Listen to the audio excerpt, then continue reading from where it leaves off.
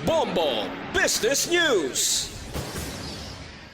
Sa atin nga mga motorista, ginpatuman epektibo sa bungaga ang masobra 4 pesos nga rollback sa kada litro sang produktong petrolyo. Sa advisories ng Department of Energy, yari ang pagnubo sa presyo. Sa diesel, nagnubo sang 4 pesos kag 30 sentimos sa kada litro. Sa liwat sa diesel, 4 pesos and 30 centavos per liter. Sa gasolina, may rollback nga 4 pesos and 70 centavos. Sa liwat, 4 pesos kag 70 sentimos sa kada litro. Sa kerosene ukon gas, nagnubo 4 pesos kag 88 sentimos, 4 pesos and 88 centavos. Yari naman ang price range pagkatapos sini nga adjustment. Sa diesel, nagatupan na subong ang presyo sa 82 pesos tubtob 87 pesos. Sa gasolina, 70 tubtob 76 pesos. Sa kerosene kabombo, yara sa 100 pesos tubtob sa 105 pesos per liter. Sa ato na nga reference rate.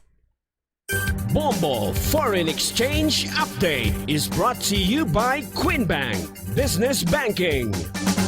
Ini nga exchange rate ang ginbasa natin sa closing